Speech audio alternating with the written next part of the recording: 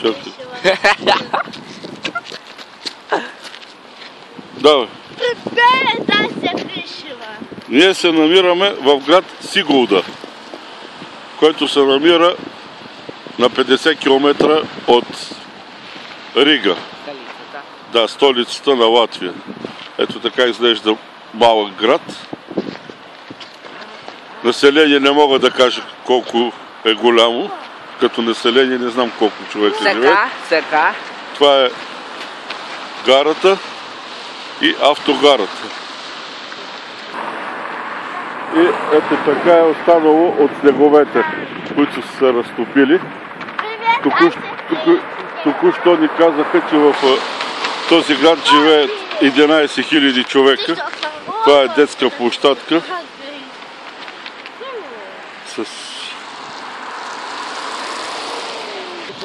Това са типични стари латвийски къщи. Колко много гарги има тука. Какво става? Това също е част от града. Ето такива къщи има тука. Почти, да, във всяка къща има ето такъв пилон с знамето на Латвия. Тук са голями националисти. Ето тук виждате ли, сигурно живеят с децата си, защото има два гаража. Вижте къде е поставена ръкавица. Или някой е изгубил, или като интериор. Ето там се намира паметник и това е парк. Ето там, далече където се вижда вратата, това е замък. Сега ще отидем там. Ето това са погреби. На руския, на нашому са изби, които са били пред замъка. И хората са ги използвали и са поставили месо, консерви, вина, бира. Ето и вратата на замъка. Сега ние ще влезем вътре в замъка. Ето го и замъка, който са живяли. Сега ще разберем и ще ви разкажем. Този дървен дом, който се реставрира, е живяла прислугата. Ето го и замъка отблизко. Все още не сме разбрали кой е живял. Така изглеждат латвийците в миналото. Това е замък, е строен от Покровски, княз Покровски, руски княз, за неговата жена тук в Ливония. Това са качели или люлки, на които децата сядат и се люлеят. И виждате, те и светят. Ето го замъка и отзад. Тук има голяма тераса, където са празнували празники. А това е стар замък и се казва Сигулски замък на ливонците.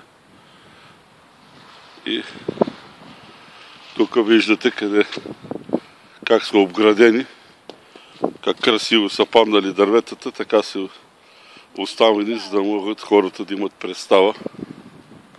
Ето какво е написано, на всеки места има Wi-Fi. Ето как са направени дървени стълби, по които се качват хората. Са се качвали и се влизали в замъка. И горе виждате печата на замъка.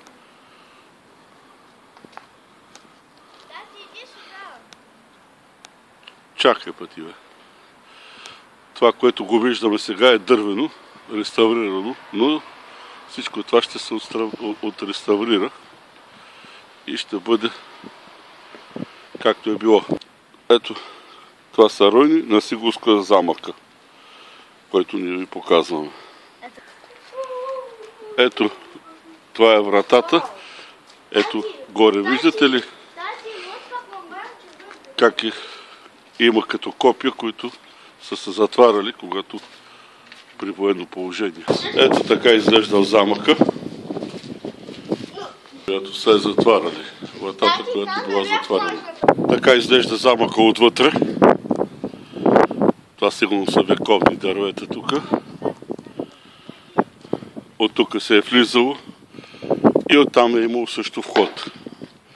А това е голяма сцена, на която се провеждат различни концерти.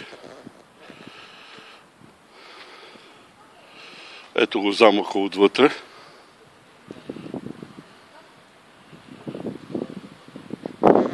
Тук са се обучавали да стрелят с лъкове.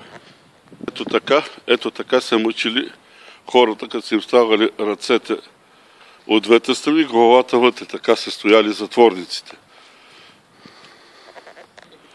А тук се качваш по стълбите, сигурно са се отбранявали по някакъв начин. Колело от разбита каруца, което е останало. Ето го замъка отвътре. Така изглежда. Тук сега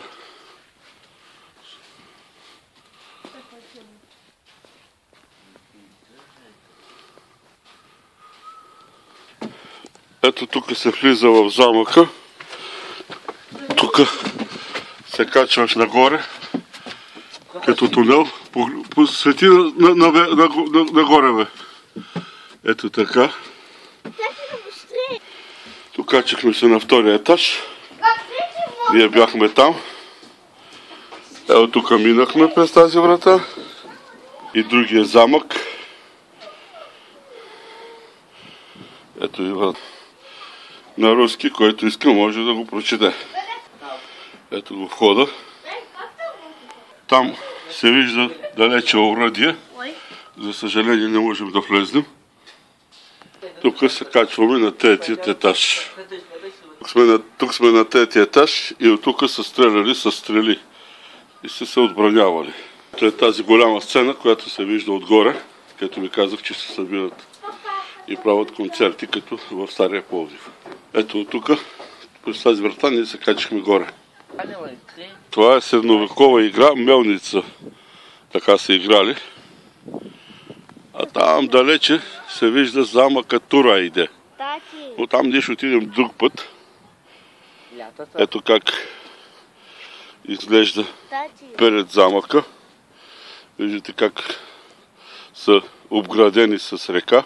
Ето така изглежда замъка в средновековието. Ето тук пък е написано на руски език. Който има желание, може да прочете.